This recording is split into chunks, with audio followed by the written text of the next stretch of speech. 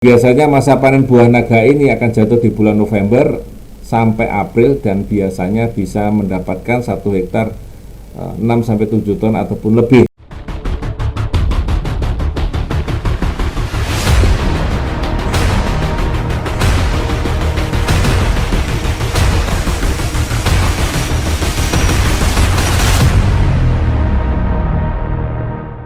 Baik, sahabat-sahabat agro, mitra-mitra agro dimanapun Anda berada, semangat pagi. Ya, Assalamualaikum warahmatullahi wabarakatuh. Kali ini tema yang akan saya bawakan adalah tentang nginul atau moler pada tanaman bawang merah, ya, layu fusarium yang menyebabkan moler atau nginul ini. Baik, sebelum saya mulai, barangkali ada yang masih pengen kenal dengan saya atau belum kenal dengan saya. Nama saya adalah Adi Nugroho, di mana saya membantu untuk mengawal produk-produk agro dan hama penyakit pada PT Natural Nusantara. Ya, kali ini tema yang akan saya bawakan adalah pada tanaman bawang merah, di mana kejadian ini sering terjadi pada tanaman bawang merah, yaitu moler atau nginul, ya. Nah, penyebabnya apa? Ada 3. Yang pertama adalah jamur Fusarium oxyforum, jamur fusarium yang acutatum, atau jamur fusarium yang solani. Ya, ada beberapa penyebabnya. Nah, kalau kita lihat di mikroskop, ya, penyebabnya adalah pada nomor 15 ini, ya, pada nomor 15 ini fusarium yang bentuknya adalah seperti itu, ya, rata-rata dan umumnya adalah seperti itu, ya. Ada conidia, ada batang buahnya, ya, batang sporanya, ya, di nomor 15, yaitu fusarium pada bawang merah, ya. Hampir mirip semuanya, tetapi yang spesifik adalah bentuk daripada spora dan conidia sporanya. Kemudian teman-teman semua, sahabat-sahabat agro semua, ya, ini kita tahu bahwa tanaman yang sehat dengan tanaman yang sakit tentu saja sangat berbeda, ya. Namanya moler atau nginul tentu saja dia memutar, ya, menggulung, sementara tanamannya sehat adalah lurus, umbinya cukup bagus, ya, cukup baik, ya. Nah, ini adalah ciri-ciri atau gejala pada umumnya pada tanaman bawang merah, yaitu moler tadi, ya. Secara tiba-tiba itu layu dengan mendadak, ya. Ini paling umum, ya. Serangan yang begitu cepat maka menyebabkan tanaman bawang merah kita layu secara mendadak, ya.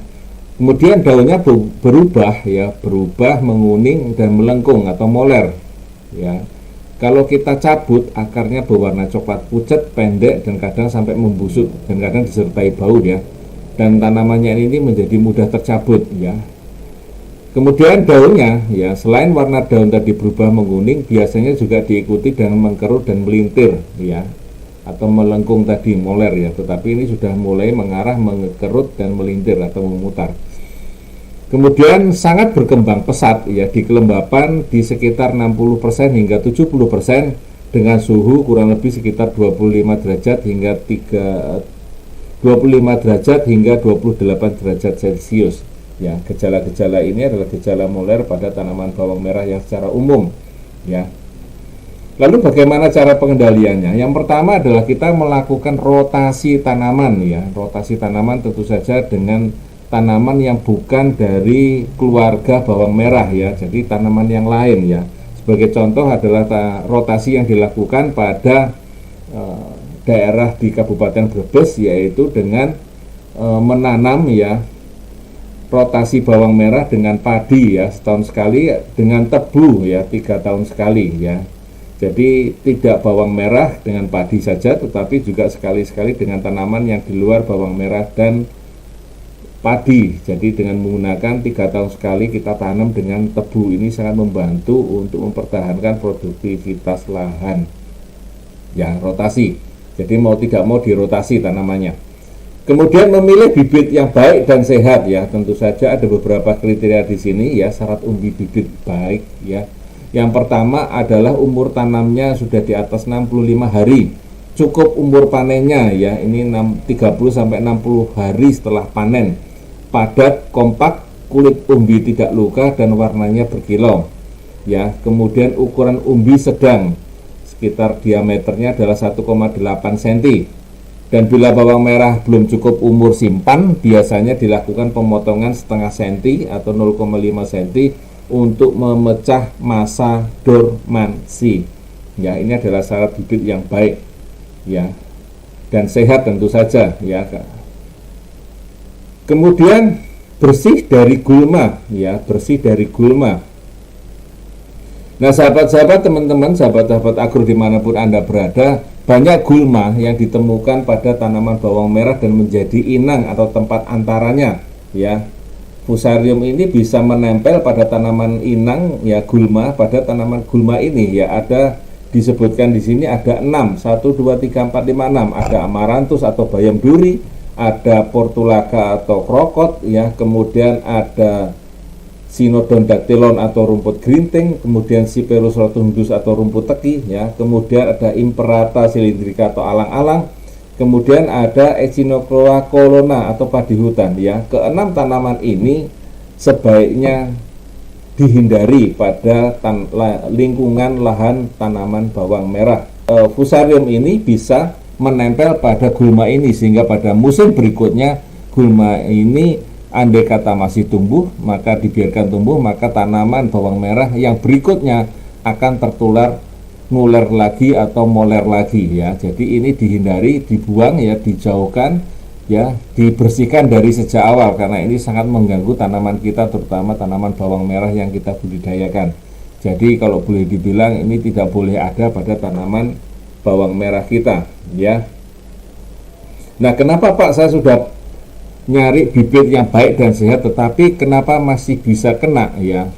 Pada tanaman gulma yang masih ada di lahan sekitar kita, maka tanaman ini kemungkinan besar akan menularkan atau menempelkan fusarium pada bagian tanah, ya, pada bagian tanah.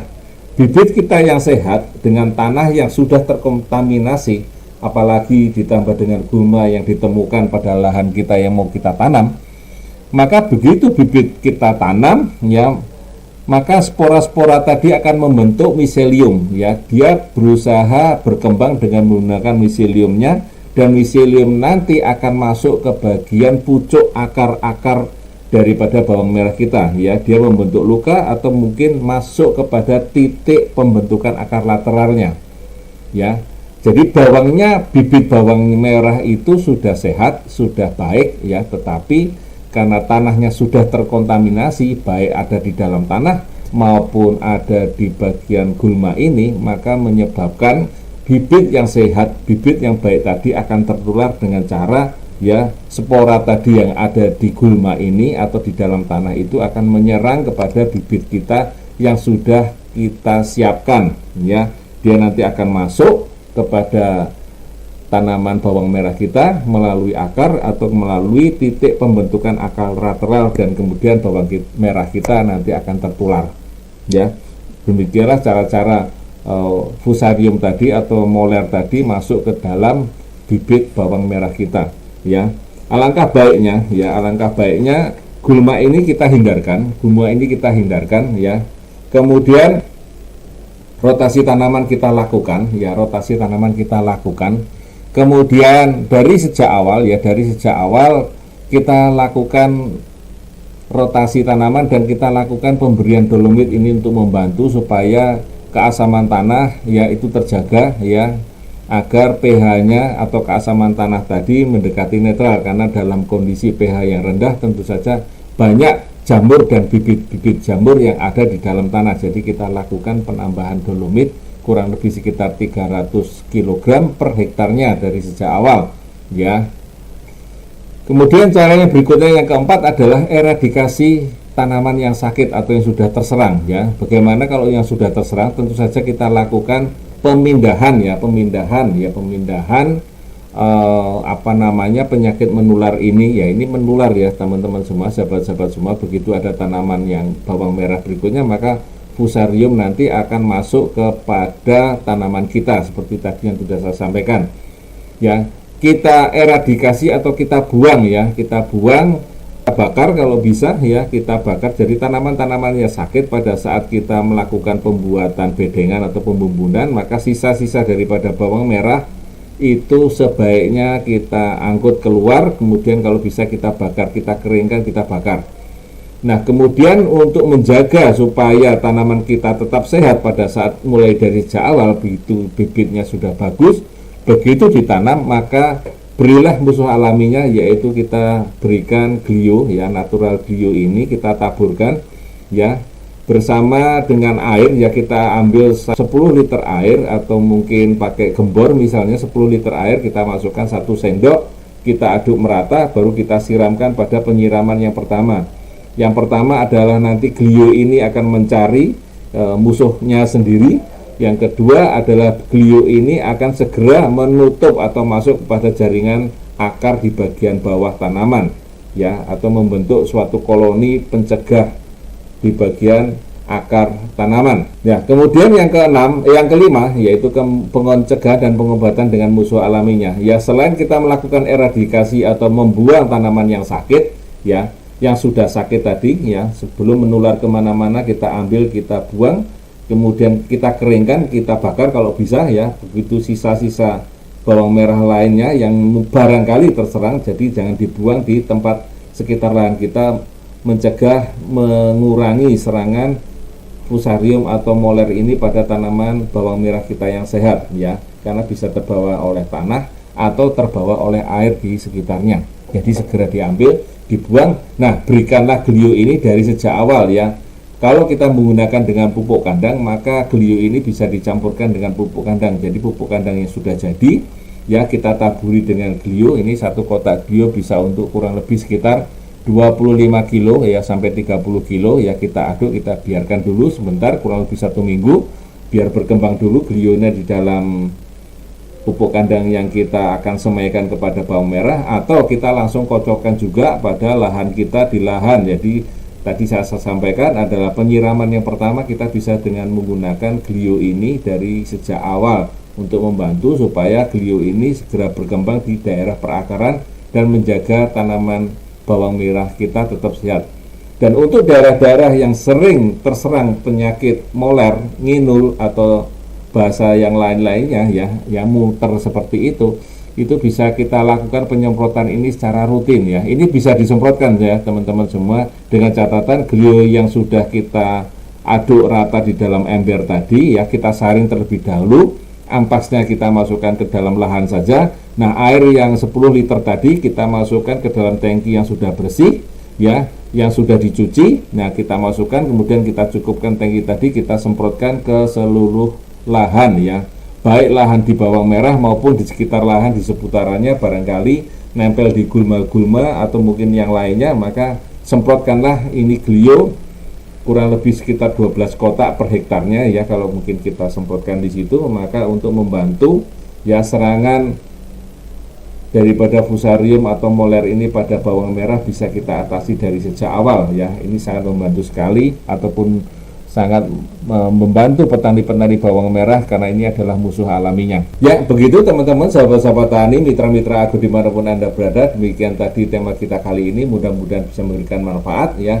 Mudah-mudahan kita bisa memberikan semangat yang lebih baik lagi ke depannya ya. Ikuti terus channel ini, mudah-mudahan bisa memberikan manfaat untuk petani-petani, sahabat-sahabat tani di agro dimanapun Anda berada. Terima kasih, semoga bisa memberikan manfaat. Tetap semangat dan semangat pagi.